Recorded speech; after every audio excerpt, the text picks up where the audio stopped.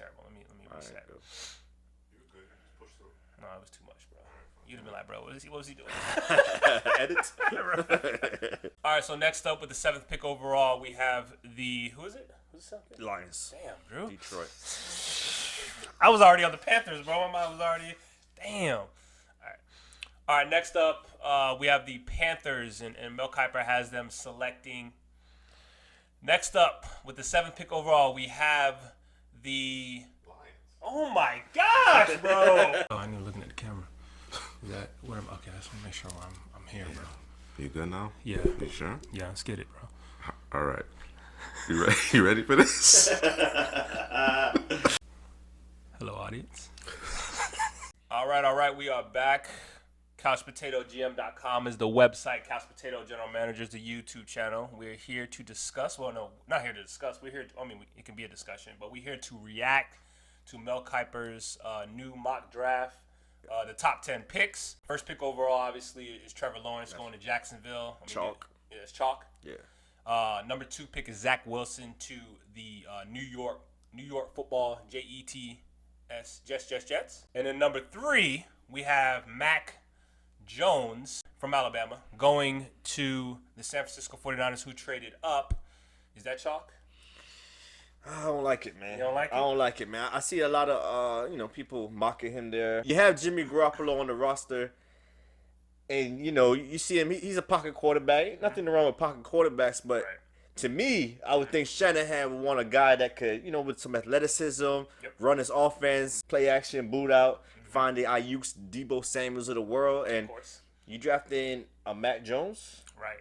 It's like you've traded up to draft. Heard people say is a Jimmy Garoppolo 2.0 is what they're saying Mac Jones is. Just in terms of, and I'm not talking about the skill set, but just more talking about the fact that it's a stationary quarterback, prototypical quarterback. Although I think the prototypical quarterback at this point isn't that quarterback. It's not the Tom Brady's, Peyton Manning's, Phillip Rivers, Drew Brees, Jimmy Garoppolo's, Mac Jones type. I think the prototypical quarterback this day and age, with the defenses that the way they're set up now, is the Justin Fields, is the Trey Lances, is the Kyler Murrays, is the Russell Wilsons, Cam Newtons, Patrick Mahomes, on and on and on. Josh Allen, the guys who can Dak Prescott's, the guys who can either extend a play or get 6-7 yards versus a guy who's just standing back there like a statue. You know what I mean? Because that means that everything has to be set up perfectly. The receivers got to be in the spot they're supposed to be.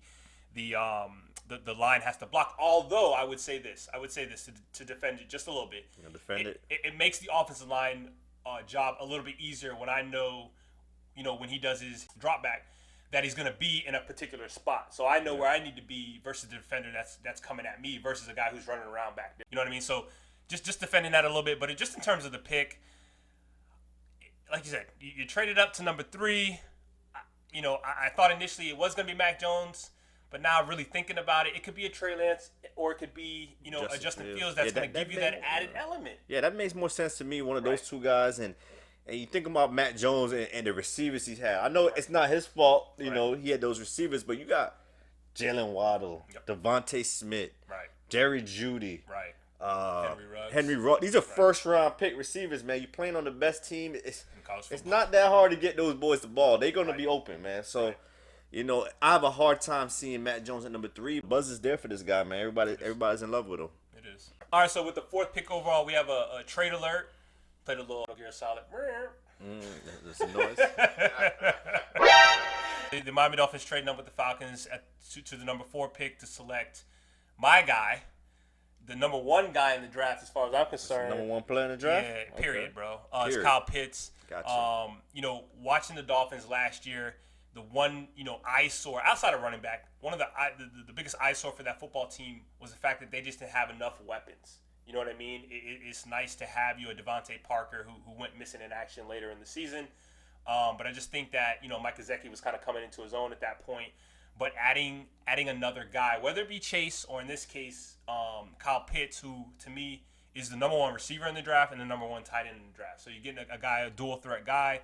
If I told you was getting, a better, more higher ceiling Darren Waller, what would you say? If I told you was getting a Kelsey type of player, what would you say?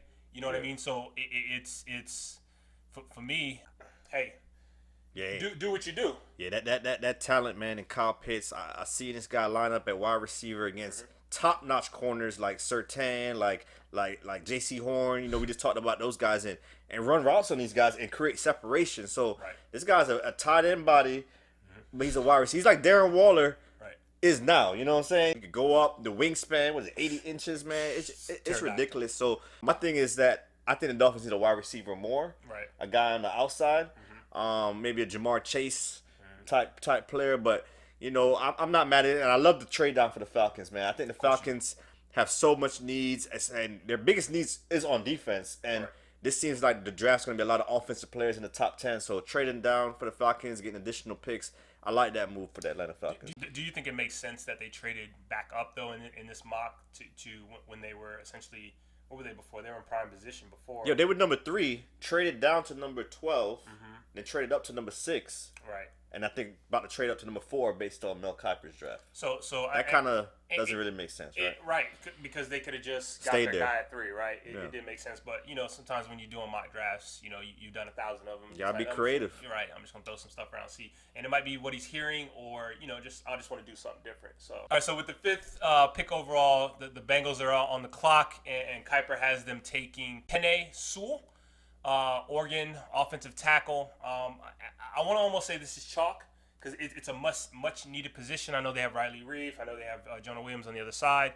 You know, but again, Chase is still on the board. You know, so you know, I guess in this case, let's do the right thing. Yeah. You don't believe in Riley Reef? Bobby Hart? Bobby Hart? Is he still out there? Do the right thing, man. Protect your franchise. Joe Burrow. You got a T. Higgins already. You got your Tyler Boyd, man, and you need offensive tackle, man. So I think this is kind of chalk too. I think the Bengals should draft Sewell. It's simple. It's simple, man. Protect Joe Burrow. So I know that Bengal fan out there, you know, we have a video out right now. You know, what should the Bengals do at 5?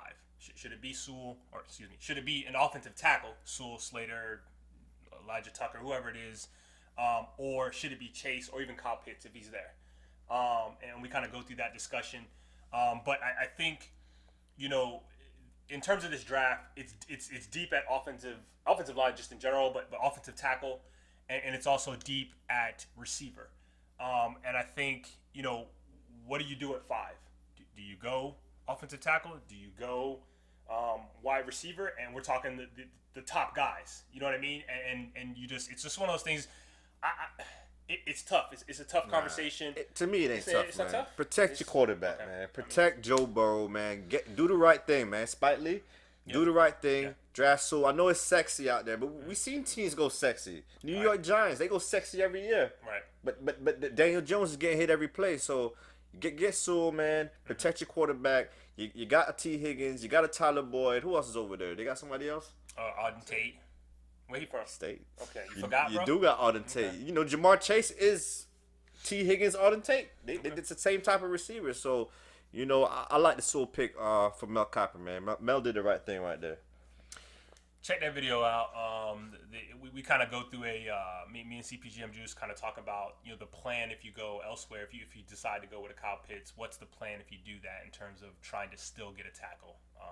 You know, so it's thoroughly thought through. Next pick. Who is it? Falcons. The Falcons. Remember, they traded down. I said I liked it. I wanted a defensive player. Right. What'd they do? They went. Mel Kiper had them going Trey Lance, quarterback. How's that make you feel? Hey, man, I know the GM is pushing for a quarterback. I still think Matt Ryan got some years left, man. At least 3 years left. So he got at least 2 with the Falcons because it's a whole lot of money attached to it. A lot of money. So I don't love it. I don't even like it. Because you trying to compete. Yeah. Today. And if I was going to go a quarterback, it'd probably be Justin Fields. You know, but you know that's another conversation for another day. But yeah, man, I don't like the pick right here, man. So what I would say to that is that I like the fit in terms of the pick there, because with Trey Lance, he's coming from an offense that he didn't have to be the end all be all. He didn't have to be the hero. As a matter of fact, I think if I remember correctly from my notes, the most passes he's ever thrown in a game is 31, and the least amount he's ever thrown, if I'm not mistaken, fact check me, it was like in the single digits.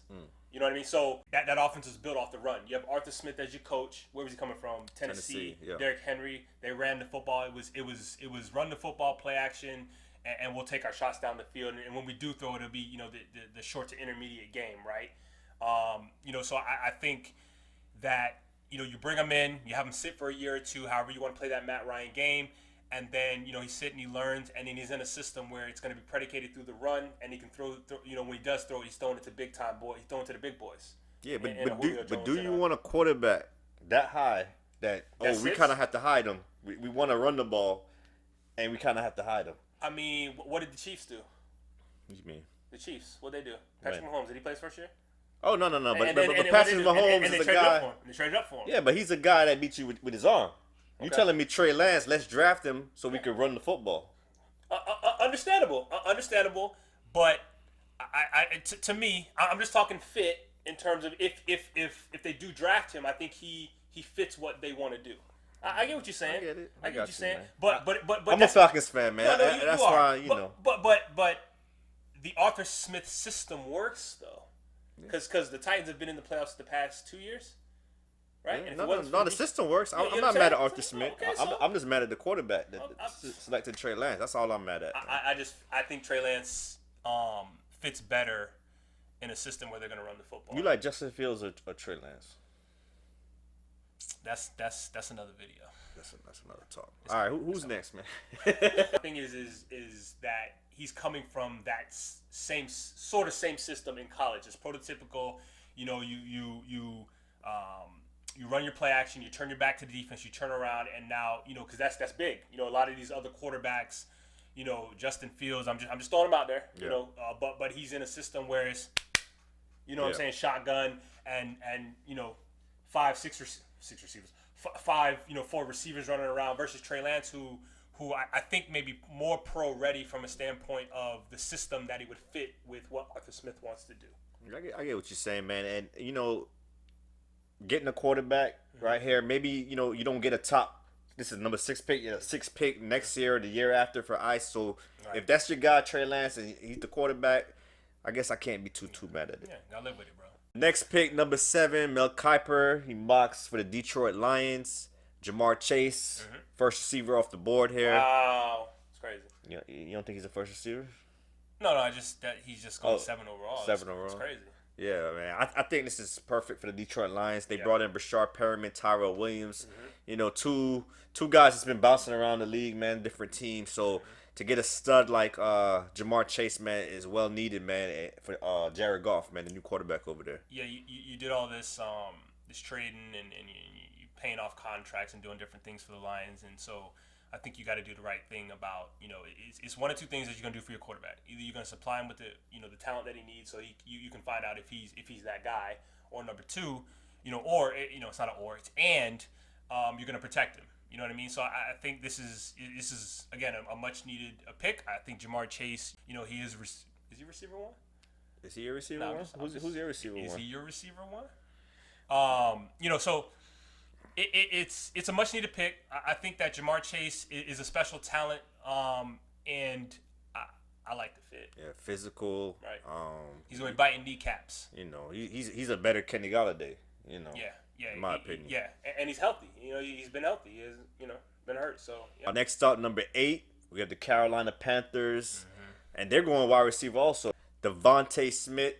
They just brought in Sammy Darnold. Sammy the Savior. Is he Sammy the Savior still? Is he gonna save this team? I mean, listen. He's at a He didn't save his last team.